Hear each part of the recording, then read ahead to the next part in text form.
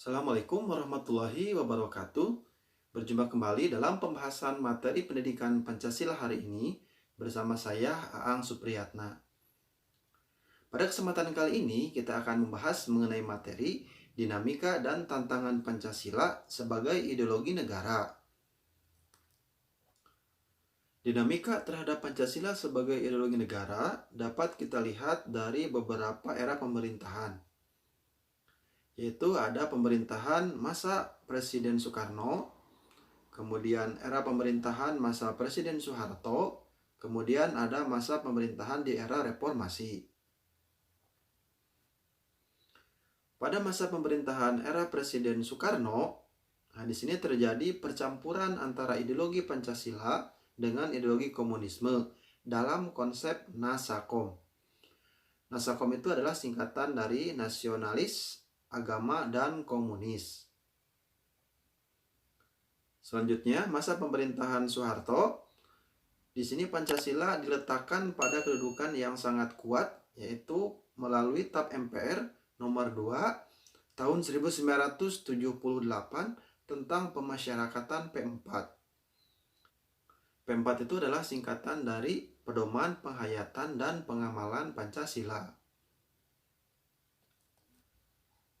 Selanjutnya, Pancasila menjadi asas tunggal bagi semua organisasi politik dan organisasi masyarakat atau ormas. Kemudian, pada masa era reformasi, terdapat keengganan dari para penyelenggara negara untuk mewacanakan tentang Pancasila. Kemudian, bahkan berujung pada hilangnya Pancasila dalam kurikulum nasional, meskipun pada akhirnya timbul kesadaran penyelenggara negara tentang pentingnya pendidikan Pancasila di perguruan tinggi. Selanjutnya ada tantangan terhadap Pancasila sebagai ideologi negara.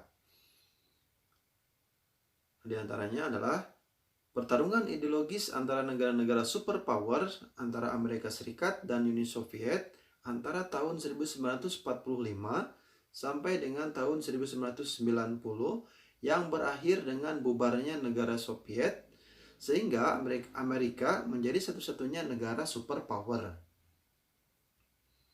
Kemudian menguatnya isu kebudayaan global yang ditandai dengan masuknya berbagai ideologi asing dalam kehidupan berbangsa dan bernegara karena keterbukaan informasi.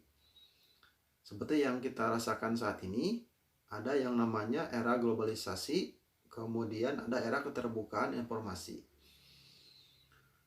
Selanjutnya, meningkatnya kebutuhan dunia sebagai akibat dari pertambahan penduduk dan kemajuan teknologi, sehingga terjadi eksploitasi terhadap sumber daya alam secara masif. Dampak konkretnya banyak sekali, yaitu seperti ada kerusakan lingkungan, kemudian banjir, kebakaran hutan, polusi udara, dan lain sebagainya. Setelah kita tadi membahas mengenai faktor eksternal, sekarang kita lanjut ke faktor internal. Nah, apa saja yang termasuk terhadap faktor-faktor internal ini? Apa saja yang termasuk dengan faktor internal tersebut?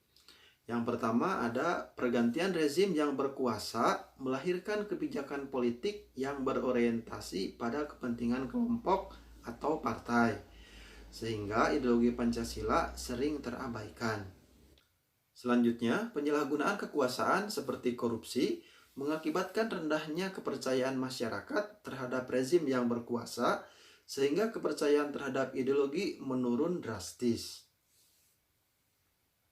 Demikian pembahasan materi untuk pertemuan kali ini. Berjumpa lagi di lain kesempatan. Saya akhiri. Assalamualaikum warahmatullahi wabarakatuh.